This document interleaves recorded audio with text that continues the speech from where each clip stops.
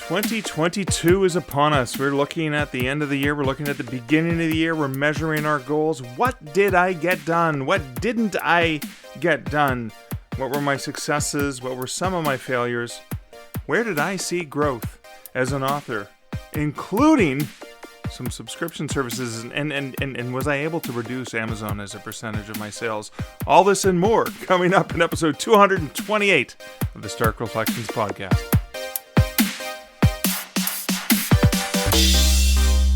Welcome to the Stark Reflections on Writing and Publishing podcast. There has never been a better time for writers. More information, options, and opportunities are available to you, but navigating these requires insight.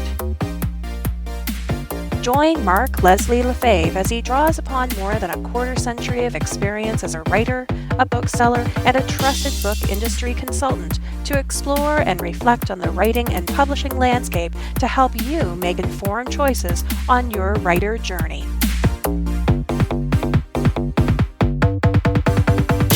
Hello, Reflectives, and welcome to episode 228 of the Stark Reflections podcast. This is your host, Mark Leslie Lefebvre, and this is the first episode of 2022.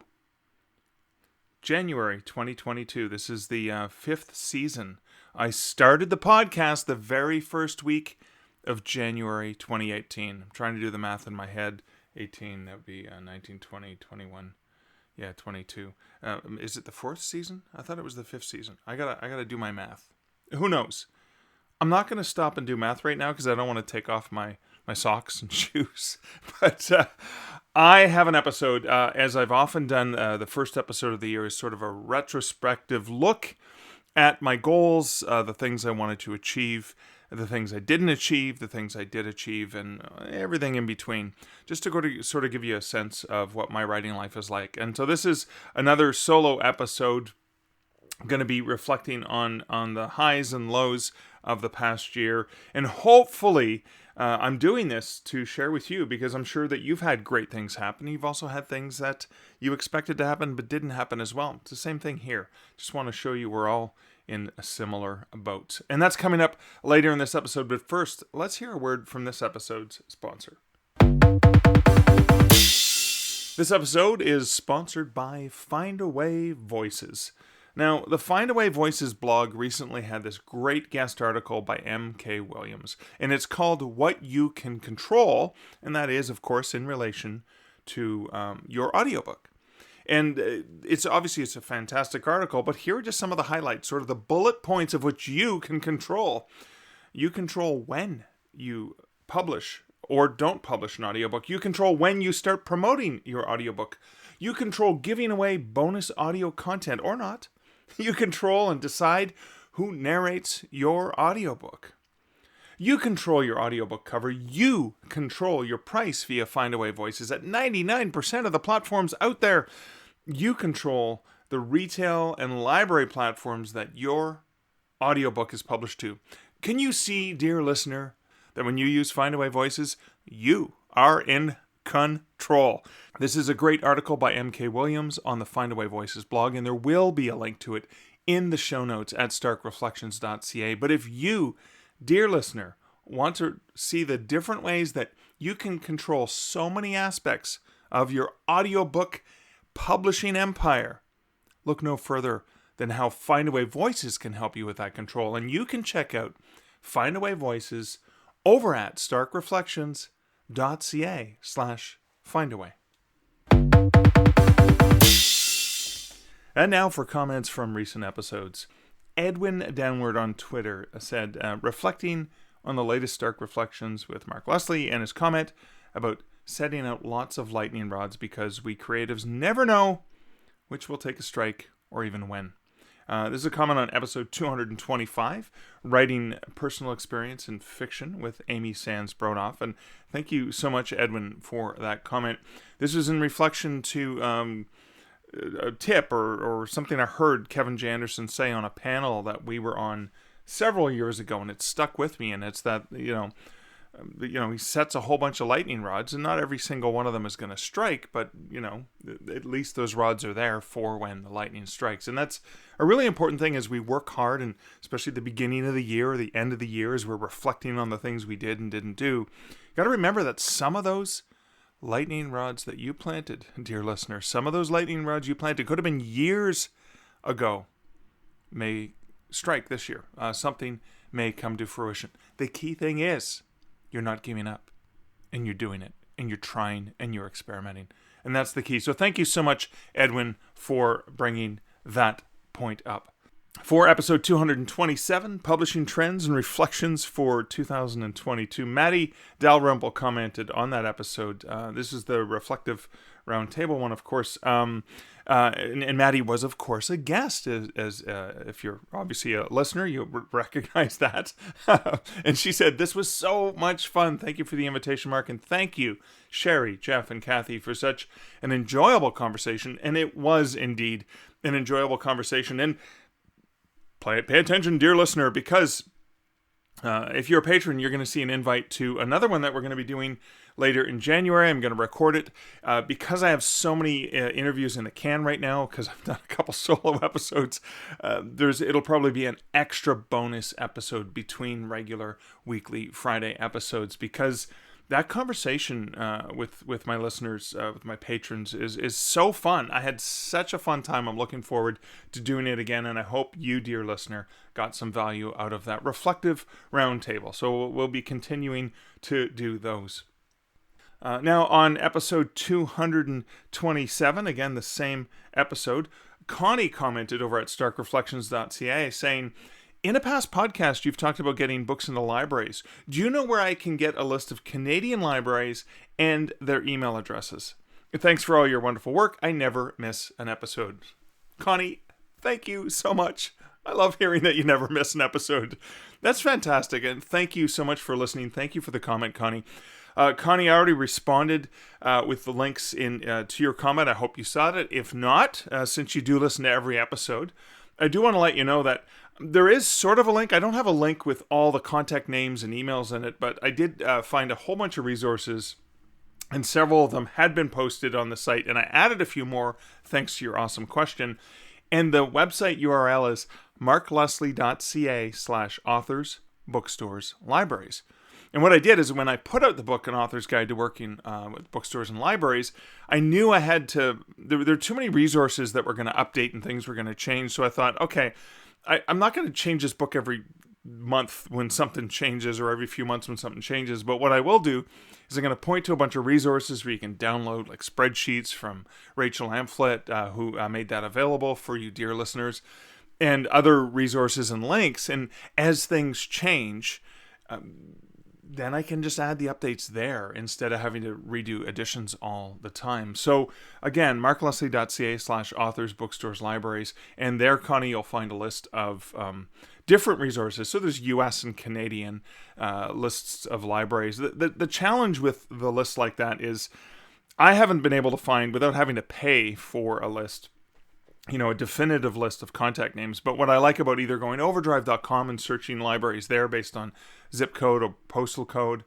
or even with the library links that I provided there, you can get the contact information, get to the website, and on the website, it's pretty obviously some of the contact names are given, sometimes they're not, but sometimes you can get email addresses. And I recommend keeping a spreadsheet of your own, maybe a Google sheet, which is available online wherever you're connected to your Google account, or Excel or some other spreadsheet, and then that way you've got it at hand, at the ready for yourself. So thank you, Connie, for that great question, because your question helped other people, I'm sure. And in addition, comments, I want to say this is based on a Twitter exchange, but thanks to Maddie Dalrymple and Tiffany Yates-Martin, who mentioned the book I co-authored with Joanna Penn, the Relaxed Author, on a recent episode of Maddie's own podcast, the Indie Author Podcast. On Twitter, Tiffany, who's at Fox Print Ed, said, love the philosophy Mark and Joanna offer in this book. I bought it as soon as we stopped recording that day, I think, and I just started reading, and it's just a big yes on every page. Thank you so much, Tiffany, for that call out. I'm so glad the book resonated with you, and I'm so glad I'm hearing from so many authors that The Relaxed Author really resonated with them, and that really, really feels good. And I'll get into reasons why when I talk about, sort of my reflective on 2021. But thank you, everyone, for the comments that you left, either on Twitter or over at starkreflections.ca. The comments mean a lot. And speaking of meaning a lot, there's an additional comment that came in from Twitter. Now, I had an awesome patron publicly apologize on Twitter to me for having to cancel their monthly support in January. They're looking to save money. They're basically budgeting, and that was one of the costs they couldn't keep going with. Now, I'm not going to call them out, but wow, what a thoughtful and kind thing to do. And I really, you didn't have to say that, but I want you to know, my friend, and anyone else listening who may have supported the podcast and had to drop or change your support or whatever, that your support is so incredibly greatly appreciated. But you know what else I appreciate? I appreciate that setting and planning budgets is important. And that, yes, even though it's just a few dollars, they all add up. So I 100% respect that people can't always afford things, and that budgets change and situations change. Come on, look at this pandemic the last few years. So I 100% get it.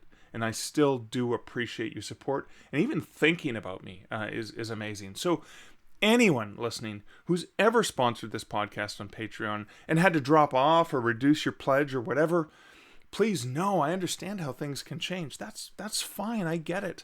But I do appreciate your support. Even after situations change and you're unable to, I still love the fact that you are a supporter of the podcast, that you took the time and energy to show me that love. I appreciate that. And I'm so honored for you to even consider supporting me. But know this as well, that just listening to this podcast is also a tremendous support to me, as are your comments, your tweets, etc. It means so much to me. Because really what these things do is they remind me, because I'm standing here in a room by myself, in my office, over the garage, standing here looking at my computer screen, microphone in front of me, earphones in my head. I'm by myself. And I'm picturing you. I'm imagining you listening to the podcast, but it is a really lonely thing. I do realize I get power, intrinsic power, from being on stage, talking to a room full of people, seeing their eyes light up when I can spark that inspiration, that creativity. I don't get to see your beautiful faces. I don't get to see the glimmer in your eyes, that idea that you pulled out of the air, not because of me. I said something, but something brilliant in your mind triggered. Seeing that and knowing that happens, that's what feeds me when I'm on stage, when I'm talking in front of people. And so I don't get that when I'm doing the podcast, because again, I'm recording it by myself. You're listening to this potentially by yourself somewhere. It is a very intimate experience, but I don't get to see the reaction. I don't get to see that response. So any of your comments, any of your interactions and sponsorship, any of that stuff really, really feeds my soul. And you have no idea how much I appreciate you, because you're reminding me that I'm not standing here by myself talking, even though right now I am. And right now, when you're listening to this, who knows where I am and what I'm doing, but we are together on this journey. And that connectivity, you have no idea how critically important that is. Maybe you do. Maybe because you're listening. Maybe you go, yeah, I get it. So shut up and move on, guy. But anyways, I just want to say thank you guys so much. So you can support the podcast, of course, over at patreon.com/starkreflections, or you can just share this podcast with someone that you think would find value, or just leave a comment, even if it's just a couple words. Does mean I got all choked up for a second. Does mean so much to me. Appreciate that. Okay, so that's it for the comments. Let's get on to my personal update. You know what? Actually, come to think of it, personal update. I'm going to kind of blend my personal update in with the main content, because, while I'm talking about the main content, I think personal update's going to it is kind of personal, right? So, let's just blend them all in here. So let's cue that longer music, shall we?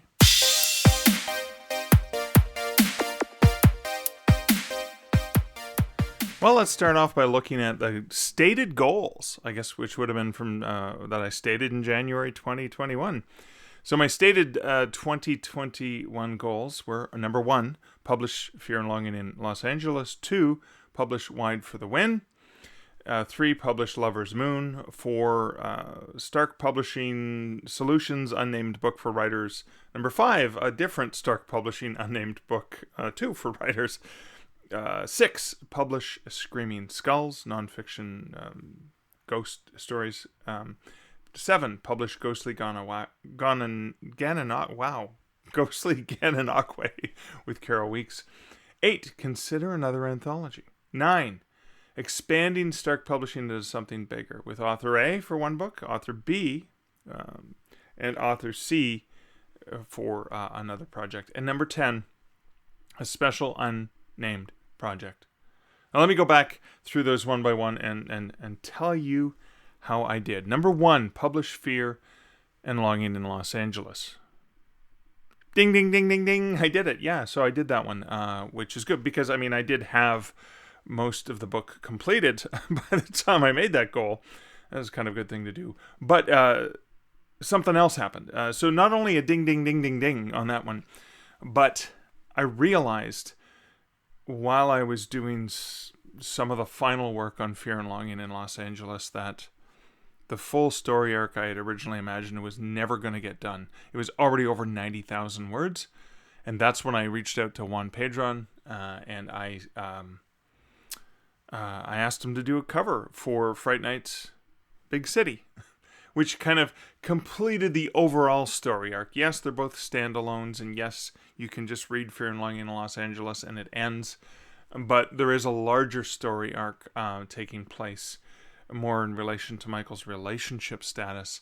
And so that's where Fear and Longing, not only did ding, ding, ding, did I get that done, but I got Fright Night's Big City published just the tail end, came out December 21st, 2021. So I'm hugely proud of that goal and the fact that I added a second book to that. So again, it wasn't part of my top 10, but I got a one book that wasn't even on my radar. Okay, number 2 was publish Wide for the Win. Ding, ding, ding, ding, ding, which I did, but a little bit of a ding on me because I had to push the pub date back. It was originally supposed to come out January 26th. I pushed it back twice. Ended up being published March 16th. So I had Fear and Longing in Los Angeles coming out in February, so that was going through the rewrite, editing process, etc. But honestly, Wide for the Win almost killed me. I really get it. I really understand why Aaron Wright spent 2 years working on this, and we just got to a certain point. I had to make a decision that it was never going to always have everything I wanted, and it was already way bigger than I had envisioned, and I had to just stop and cut things out and just get the darn book out, which I did on March 16th, and I'm very proud I did. I've gotten so much feedback from readers that it's made a difference, and I see it as a really great, not a Bible, but sort of a primer. So if you don't know anything about indie publishing, this is a great place to start. If you do know about Kindle Direct Publishing, but you want to learn about the other places, it's also a great place to start. Of course, I'm biased. I think it's a decent place to start. But so again, that was a huge win for me. We could even call it a wide win. And was a great success. I also used Draft2Digital's platform to publish for most of the platforms except Google, and I did that because I am doing a royalty split on that one. So that was great. Now number 3, I had the goal to publish Lover's Moon, a novelette, which is in my Canadian Werewolf series. It was meant to be the love story. And I had read Gwen Hades' Romancing the Beat and started working on it. Even had worked out, well, about maybe a third of the wonderful online form that she provides to map out your romance book. And that did not happen. I did not get that done. I tried. I worked at it. I think I got about maybe 5,000, 8,000 words in that done. And I kept getting frustrated because I kept getting hung up on the romance. But what I did do is I realized I wasn't going to be able to do it by myself, but I wanted to tell this story. So I reached out to a dear friend of mine, Julie Strauss, who is a brilliant writer and one of the most beautiful book nerds I have ever known in my life. To hear Julie talk about books brightens my heart, brightens my day. I love her podcast, Best Book Ever. Just doesn't matter what book she's talking about or who she's talking to. It's just always a phenomenal conversation, just enriching people's lives with the books that they come into contact with. But I love Julie's writing as well. Loved every single novel of hers. And I thought, well, I love the way she does romance. And I love her female characters. And I wanted somebody who had really good writing chops to write Gail. I love Gail's character so much. I respect her. I had trouble getting in her head because I put Gail up on a pedestal, just like Michael does. And Julie and I had some tete-a-tetes, some meetings, and she's pulled some really amazing things that I didn't even see from this universe. And I'm really, really excited about, we're working on that. This is going to be one of my goals, stated goals for 2022, because the book is up for pre-order and it's coming out in May, so we better get it done. But just the other night, I was going to bed and I was thinking about Lover's Moon and what we had talked about, what we're going to be working on, how we're going to tag team this. I'm going to write Michael's perspective. She's going to write Gail's perspective. We're going to kind of map it out, make sure we have a good feel. And but where does this take the Canadian werewolf universe? Because we're going to introduce some elements that I think are going to be fun. And so as I was going to sleep the other night, I was thinking about it and I went, oh my God, I've got something really cool that can lead into the next book, which I am going to put it on my radar to get done for the end of 2022, because why not? I'm really enjoying the progress that I'm making with Canadian Werewolf. And speaking of that, since I am talking Canadian Werewolf, I do have a chirp deal coming up on the 9th. The 9th of January, I got a chirp deal on a Canadian Werewolf in New York. I'm so excited. I've dropped all the other books in the series. I've dropped their prices as well, so I can do a big push on that. And of course I will, dear listener. Probably by the next episode, the 14th of January, when that comes out, I'll be able to give you an update on how it went. I'm hoping, book bub chirp. Hope it goes well. Okay, so that was number 3, which I did not get done. Number 4, Stark Publishing, Unnamed Book for Writers. Well, I did do that one. Ding, ding, ding, yay. So that was, that ended up being, it was going to be 7 publishing pitfalls for writers. It became Publishing Pitfalls for Writers. And that did come out this year, so that was good. Number 5, Stark Publishing Solutions, another unnamed book for writers. Well, I honestly can't even remember what that was supposed to be. No, I think I have it. It's still, I'm looking over there. It's over on my whiteboard. Yeah, I'm looking at it and I'm thinking, okay, yeah, maybe that'll happen. But I did not get that done. So two strikes against me, right? Two strikes against me. And then we go to number 6, Publish Screaming Skulls, which is meant to be Haunted Objects, basically, a book. And oh my God, how many years am I going to keep this book on the back burner? I paid for the cover how many years ago? Yeah, I'm going to have to, I did not get that done. I'm going to have to push that back. Okay, so another strike against me. And then the next one, I'm just making notes so you can hear the keyboard here. Publish Ghostly GANANOQUE with Carol Weeks. Amazing writer. I've co-written fiction with her. She's a brilliant writer. We edited a magazine together way back in the day prior to the internet. We did not get that done. That's mostly my fault. Carol's been working on this, and I have been back-burnering it. And what I think I need to do is let's go pay for a cover. Let's get a few things done there. So that's going to have to go on the back burner again. So that's so that's 4 just to let you know. And I'm already on 7. So I've only gotten 3 out of 4 done. Number 8. Considering another anthology that kind of ties in with an unnamed project. I wasn't sure. That did not happen. So I did not. I think I considered another anthology, but I went, oh, are you kidding me? That is so much work. So much respect for people who put anthologies together, but I did not have it in me. So I just went, that was a big fat. Now, expanding Stark Publishing into something bigger. So that was broken into A, B, and C. So I did do one book with an author. Second book was delayed until 2022. It's coming out later this month. I'll be talking about that in a future episode. And then the third, it's still sort of a work in progress. So it's almost like I get a half point for that because I did get some of it done. So I'm going to give myself a small, but not a big one. And now, special unnamed project. I think I have, of course, mentioned this, but the special unnamed project was setting up. Well, I didn't publish it this year, but I was planning initially publishing it this past October, was the Fan's Guide to Planes, Trains, and Automobiles called The Canadian Mounted. Now, my original idea, and this kind of linked to anthology, was I thought, what if I get a bunch of Canadian writers to write a short story using the title, The Canadian Mounted, any genre except erotica, and I would put that together, and then I would add trivia from Planes, Trains, and Automobiles, so that it's obviously a nod to that movie. And just the thought of doing the call for submissions and all of the reading and all of that, and I thought, that's way too much work. And as I started collecting the trivia, of course, I realized I would have enough content on its own without the short story. So I didn't want to confuse it. It's like, what is this, a short fiction or is it trivia? So I decided to abandon the short fiction and just make it a special project just about planes, trains, and automobiles. And I did put that up for pre-order, so that's going to be on my list for 2022. So let's see. I got 1, 2, 3, 4, 5, 6.5 strikes out of 10.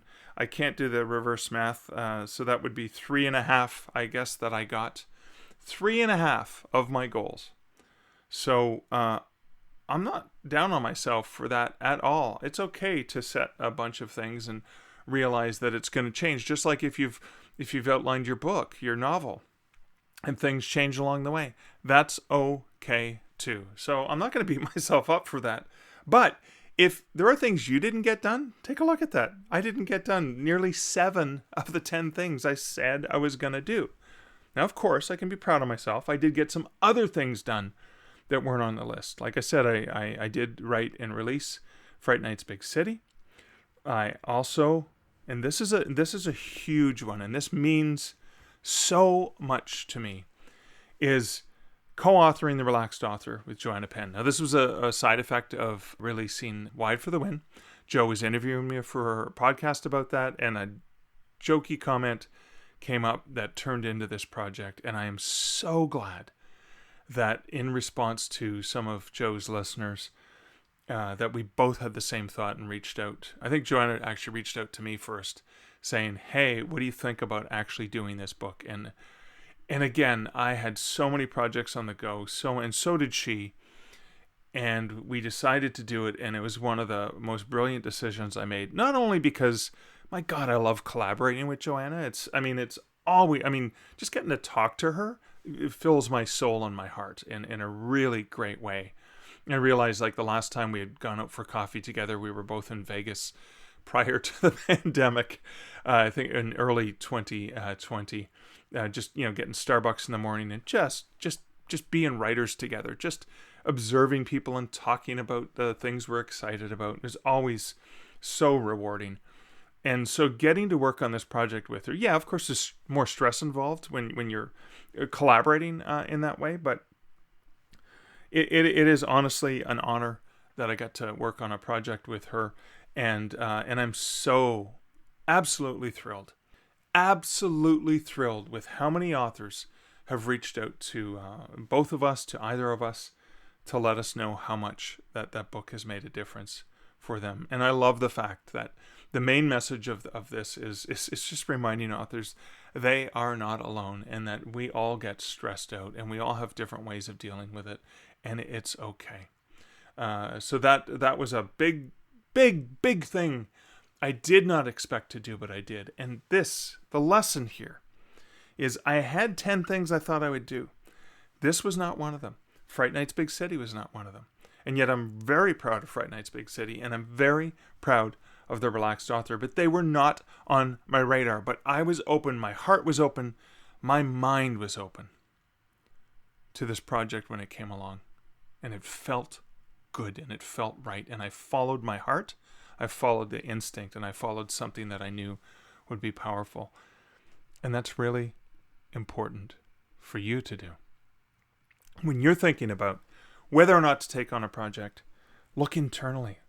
Because if it's a huge success, great, everything's wonderful. If it's not a huge success, was it something you enjoyed doing? Was it something that felt good doing? And at least you will have that to go back on. If you don't have the USA Today bestselling or New York Times bestselling status or any of the giant buckets of money getting poured on your head or any of those things, at least you know you did something. So yes, The Relaxed Author was successful. This was also, the other learning here was learning more about direct sales.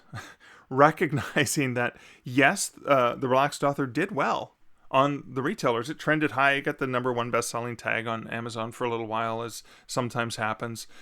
It did well on most of the retailers. It did well in print. But we did really well on direct sales. And that is thanks to Joanna having a huge audience and having been driving direct sales for a long time. I drove all direct sales, like from my website over to hers, because she is the publisher of that book. And so even though we have the shared royalties through Draft to Digital for much of the publishing, we also had some payment splits along the way, which I know it's kind of, I hate making her do the extra work, but a bit of extra work, but I'm not really, it's not like I'm hanging on for every penny that comes from the book. It's like, yeah, we'll get to it when you get to it. I'm not really panicked about that. So it's really good to have that relationship. The other thing as well, Joe and I trust each other 1,000%. I'd take a bullet for her, but we also put a contract into place. We had to put a contract into place to just to make sure. What if things go south? What if we aren't dear friends because of something that happens? What if something happens to me? Something happens to her? What does Jonathan do on her end? What does Liz do on my end? So we have a contract in place. So it's in paper, at least. That friendly, cordial relationship that we have is on paper. So even if things change, it's there. So that's another important learning from that. In terms of some other things that I did, so I talked a lot about on last year's episode when I talked about reflecting. I said, I'm a storyteller. And I've been adapting storytelling in a visual medium. And I started off the year all gung-ho. I'm going to build my YouTube channel. And I didn't really, I have like 600 and, 600 and some subscribers. Now, my channel did grow this year by 212 subscribers, but I didn't really. Once I got a few months into the year, that fizzled out. My videos did receive 81,200 views in 2021 with a watch time of 1.3K hours. Not bad. Most of the videos that got the highest views weren't original content, but I did do, I was proud, I did a song parody, Nano Chameleon, which a Nano Chameleon was discovered, and I did a parody of Karma Chameleon, of course, Boy Mark instead of Boy George. And that got a whopping 834 views. But it was fun. I had a lot of fun writing the song, recording it, and doing the cute little goofy video. That was fun. I did get some interesting growth on TikTok. Now, it's not because of book talk or any of this bullshit that people are trying to claim that, yeah, all you have to do is get on TikTok and you'll sell 1 million books. That's the 1%. Okay, if you're getting into TikTok because you think it's going to be that one magic bullet that's going to sell you books, I'm sorry. That is not the case. It ain't the truth. There's always, as there always is with social media, there's always the possibility. So for me, TikTok is not about selling books. TikTok is about building an audience. Ironically, I just had a comment on one of my dad joke videos saying, hey, which of your books should I listen to first? Sort of evidence that I'm not focused on selling books. Yeah, I do talk about my books every once in a while on TikTok. I'm not focused on selling books there, but I sell books as a side effect, a minor, mild side effect that I'm not counting on. I'm not counting on going viral there in any way, shape, or form. I did have a couple videos go relatively viral. I have had one get over 150,000 views. Now, that's nothing. But for me, that's pretty big. And again, it was lowbrow humor, where I was admittedly making fun of those who do their own research, because I kind of I get sorry, I get snarky when I think about that. Sorry. But really? Okay. We're not going to go there. But that was one that got a lot of attention. Obviously, it got a lot of attention from haters as well. But ironically, just putting something out that's a little bit controversial gets you a little bit more views. I did a great dad joke. Oh, it was a great dad joke that I borrowed, of course, liberated from a Star Trek meme, which was a horse walks into a bar. And it's a Descartes joke. Rene Descartes. I think they're 4 a.m. kind of joke. But it's a two-tiered double punch joke. And that's had over 35,000 views. And that's been kind of cool. I suddenly shot past 1,000 followers. I'm just, a little over 1,900 at the end of December 2021. But for me, TikTok is fun. These are such stressful times. I talked about, mocking people, which, I'm not always proud of that, but I just get so tired and frustrated sometimes. I have no choice other than to mock. But what I really love about TikTok is I love doing videos that can make people laugh. Not laugh at other people, but just laugh. And that's why I like the dad jokes and the play on words and the puns. And I have this little shtick. The tag is Morning Coffee Reflections. I have a coffee. I have my phone sitting there. You can see me sitting at my desk with my keyboard. And then I just share a stupid dad joke and I post it. And on average, I get maybe 200 views. But every once in a while, they take off. But what I love is the fact that, I get the groaners and the stuff like that. It's like, oh my God, this was such a bad joke. But I have so much fun because I know it put a smile on someone's face. And that's why we write. It seems like an aside. I'm talking about TikTok and why I do that. But I love that because I get a reaction out of someone. I sparked an emotional response, which is one of the reasons why I'm a writer. I write these books. I want people to have an emotional response to them. They have an emotional response to a video. And I get that satisfaction. I get that intrinsic reward. No, as a Canadian, I can't even monetize TikTok. I have a thing linked to a charity. I can't even make money off of that. So, again, I'm doing it solely for fun. But that's kind of some of the stuff that I did. So I'll get to my goals for 2022 in a moment, but I am going to share now a little bit of a break. I'll do a little bumper because bumpers are fun, and I'm going to share a little bit about how I did. Now, I don't have all my stats on sales and income for 2021, but I have the majority of them, and I'll talk a little bit about the pros and the challenges and how I'm tracking, etc. And I'll kind of share how I did in 2021. There's some enlightening things that I think you'll find useful. Okay, so in terms of looking at my author earnings, mostly related to books and writing and publishing, this is sort of my breakdown for the year. So one of the great things that happened in the past year was Scribe Count. I cannot recommend Scribe Count enough. Scribe Count is still, it's only about 98% of the way there for me, maybe 95% of the way there, but it's way closer than it's ever been before. One of the challenges I have with Scribe Count, and this is my personal situation, is I make money from traditional publishing. And there's no way for me to add books that aren't already listed in my dashboard at Amazon or Kobo or Draft to Digital or somewhere else. And so I can't go in and add any of the income that I've made off of my traditionally published books. So Scribe Count is kind of useless for all of my writing income. Similarly, the Relaxed Author is in Joanna's dashboard, but it's not showing up in my Draft to Digital dashboard the way that my other books are. So any of the money I made off of the Relaxed Author can't be added because there's no way for me to just add a title. And that is, as of yet, actually, you know what? I haven't checked in the last couple of weeks. Maybe they added it. I do, but I do love Scribe Count. Love them to death. I love their tool, and I love the map that gets pushed out from Scribe Count. But one of the challenges is I couldn't just take the Scribe Count data, which is what I really wanted to do this January, and say, here's 2021 income and sales, because there's so much manual stuff that I had to add into it. So now, just to give you a perspective, I am not a six-figure author. I am a low to mid five-figure author. So I'm not killing it everywhere. I'm working hard, but I'm making decent money, and it's continuing to grow year after year. And I have been doing this for a long, long time. And so I think when it comes to series, I've only really been doing that for about a year now. So that's one of the biggest mistakes I made, was not paying attention to my own advice. But this last year, the growth was pretty solid. So when I look at just sort of when I'm trying to look at just my book sales, and this doesn't fully incorporate all the TradPub stuff, but it's close.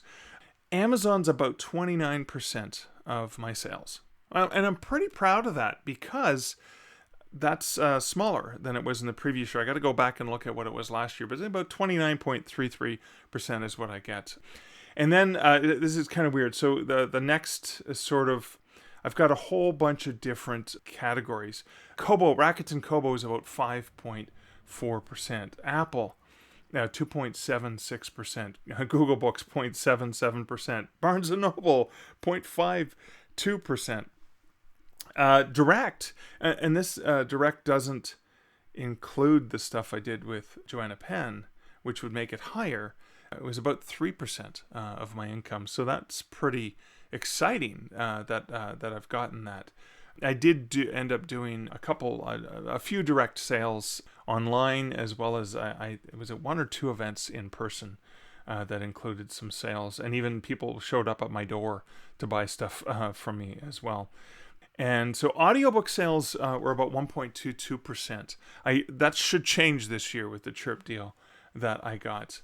So draft to digital, all other sources.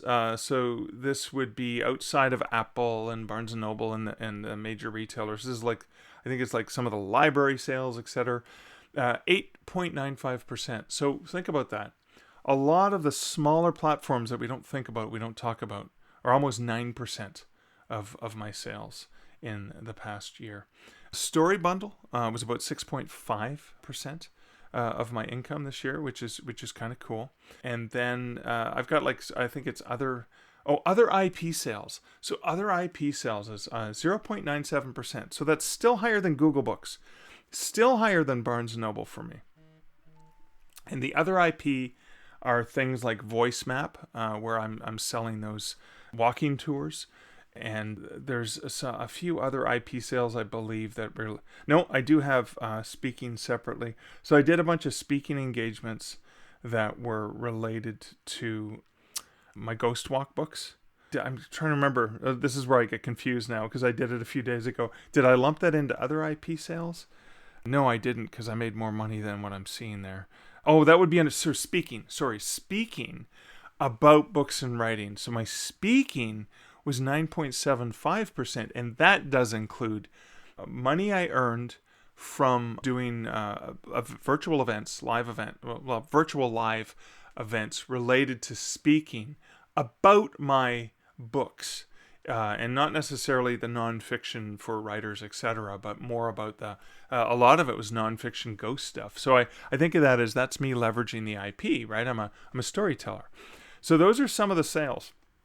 Now, my sales have increased year over year. I haven't taken a look at the overall growth, but I know I did see growth, and I recognize seeing it on many of the platforms. But here's something interesting that I noticed trending-wise. So I was looking at my Kobo sales. So my Kobo sales, which again are relatively small compared to my overall sales, like compared to my Amazon sales, right? My Kobo sales grew by about 42% between 2020 and 2021. So that's not bad. That's a pretty decent growth.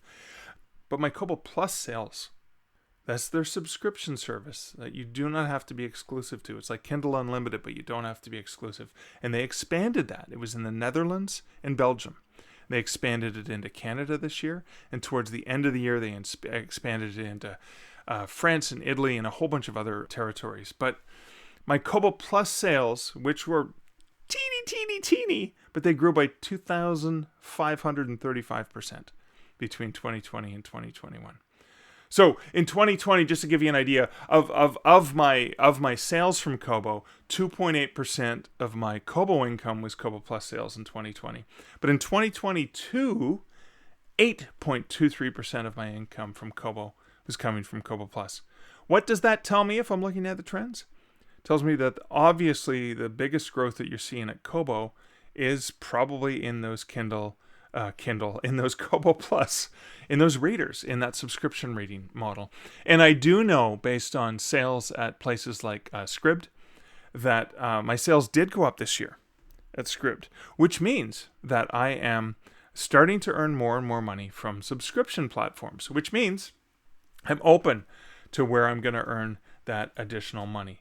So this is just sort of a look at some of the places where I got my income. I'll try and get together. It might be another week or so before I can get together the proper charts, etc., with the actual breakdown. But I'm pretty pleased.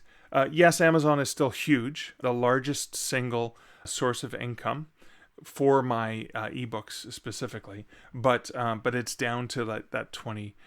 So I'm pretty pleased that it's not where it was in previous years, which is closer to 40-45%. The diversification of the income is continuing to grow, and I'm really excited about it because, hey, I kind of wrote a book called Wide for the Win. I should kind of live that wide philosophy, shouldn't I? So that's it for sort of the look at that. I'm going to take a little bit of a break here, have a little bumper, and then I'm going to come back with my goals for 2022 so I can not meet them again next year when I do this same episode. Okay, so now for a list. I just basically made some notes because I realized I hadn't really done this. I just thought about it, but I hadn't put it down on paper, so I just put it down on digital paper. Here are my goals for 2022. Yes, more things I won't get done. Number one, in the Canadian Werewolf universe, Lover's Moon, novella, co-authoring that with Julie Strauss. Number two, Canadian Werewolf. So Hex and the City, the next book, a full-length novel in the Canadian Werewolf series. Hope to get out by the end of the year. Number three, again, Canadian Werewolf, short story / novella, Death Knell. I'm going to get that done.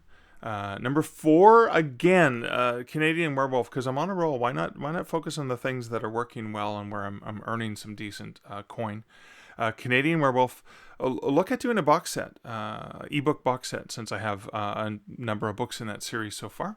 Number five, and in that ebook, I probably need to have some special content available, so I'll have to write something for that. Number five, again, look at a box set audiobook, because the audiobooks are lower price, so I can do a more expensive one. See how that works. Okay, number six, speaking of audiobooks, I want to do some more short story projects, get more of those out so I can be more flexible and again do box sets, etc. So, and speaking of audiobooks, number seven, I never did get the audiobook for Obsessions done. I've paid the authors, I've paid a bunch of narrators, but I haven't finished. I have a few stories left to get put into audio, and I seriously fell down on that in both 2020 and 2021. I didn't even mention it in my goals. I'm such a loser. So I'll have to get that done because I want to get that finished. I'm so excited because there's some great stories.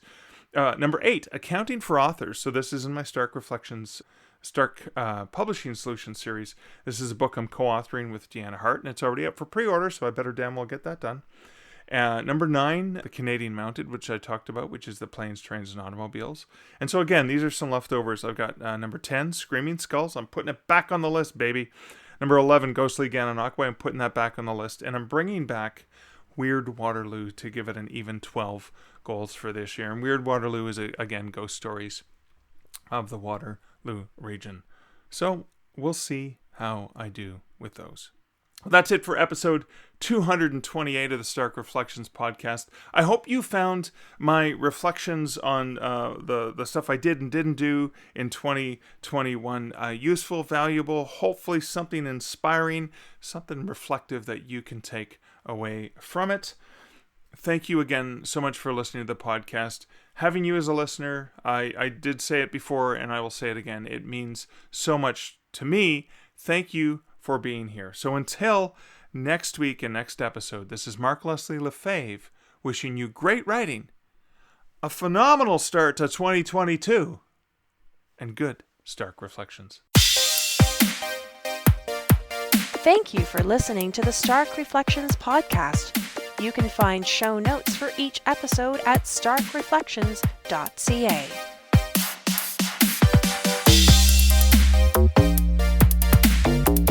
The music for this podcast, Laser Groove, was composed and produced by Kevin MacLeod. Check out more of Kevin's great music at incomptech.com. A horse walks into a bar and orders a pint of beer. The bartender gets a strange look on his face and pours the beer for him, and as he's sliding the beer across the bar, he says, "You've been in here a lot. Do you think you might be an alcoholic?" The horse ponders this, picks up the beer, takes a drink, puts it back down, and then says, "I don't think I am," and then promptly disappears. Oh, you see, that was a joke about René Descartes. You know, the philosopher whose famous line was, "I think, therefore I am." But if I'd mentioned that before the other part of the joke, that would be putting Descartes before the horse.